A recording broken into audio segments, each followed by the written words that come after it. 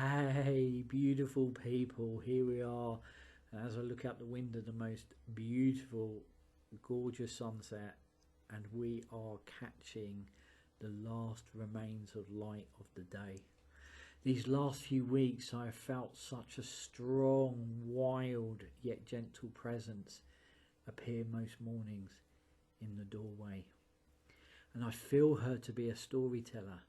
She feels wild as the moors, tangled curly hair, eyes that seem to follow me around the room, and as they do, they look deeply into me.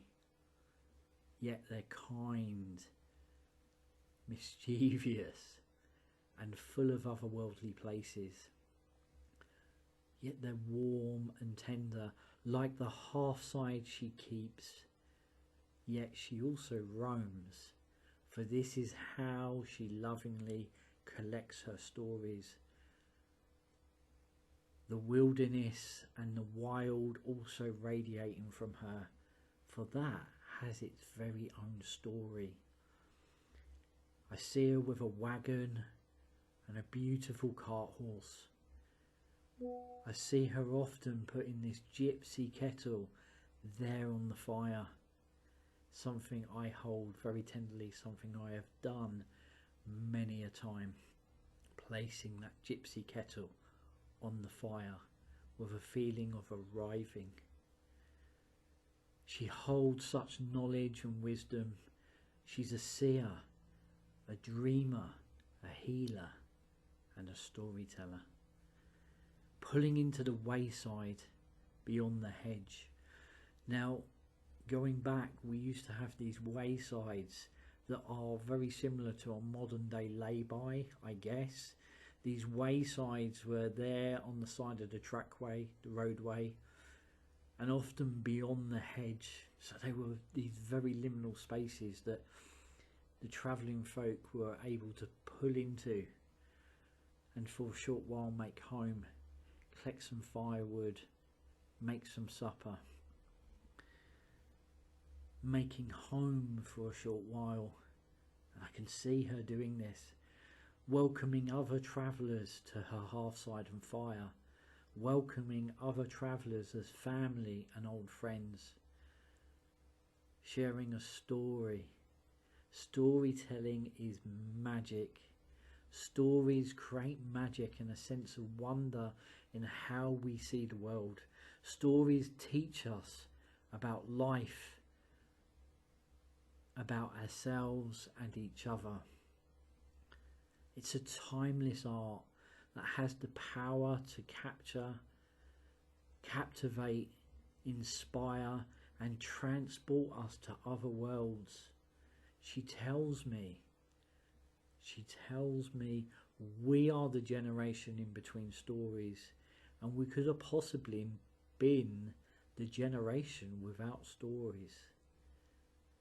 After all, are we just existing, just mulling through, or are we creating stories? Stories that we can pass on to our children's children. So are we a generation in between stories, desperately clinging to the yesterdays and uncertain of the tomorrows? But then again, perhaps the new story is already within us. How do you feel about the system and culture we live in? For me, I see it's broke and broken by design. It's failing people and the planet. We know this in our heads, and we so deeply, deeply, deeply feel it in our hearts. Yet it seems we have not found a new story to live by. But then again, perhaps the new story is already within us. Perhaps we just need to live it into existence. For we are not here to fear these times. We are here to shape them, and shape them we will. In the coming week, I will very gently be sweeping clear our altar side, sweeping clear the altar from the remains of midwinter and solstice and the midwinter magic, the holly and mistletoe, the dried orange and cinnamon gently gathered together and returned to the land.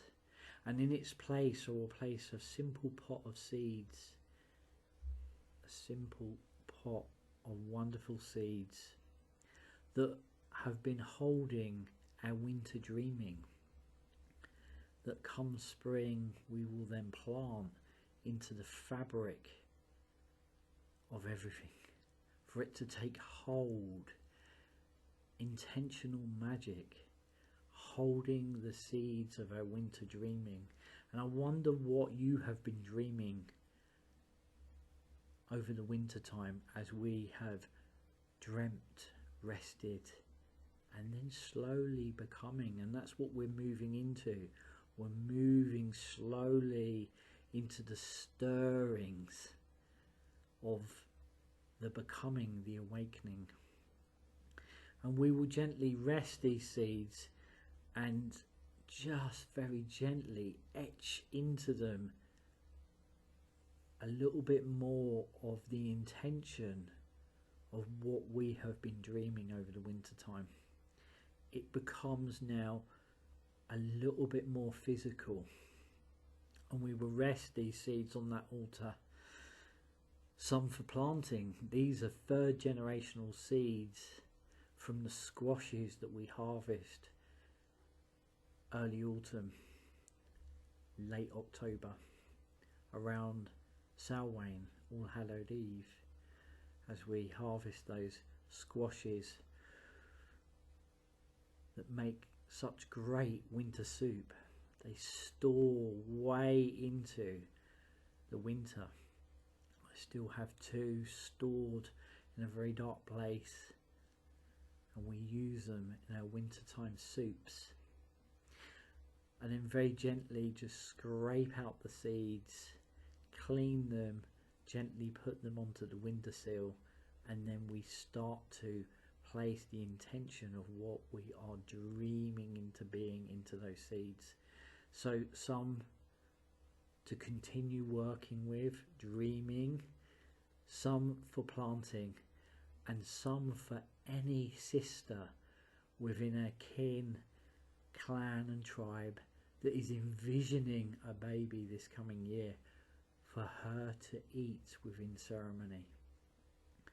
So this is what we call dreaming the seeds, and it holds the dream, all of what you're envisioning, all of what is coming towards you as you walk towards it, as we move into that stirring, into what Spirit call the awakening.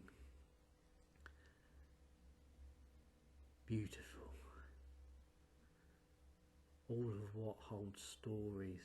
So I wonder what stories you have been living over the winter, what stories that you are dreaming into being. What does this time gift you? As always, sending you all so much love. Keep shining until next time.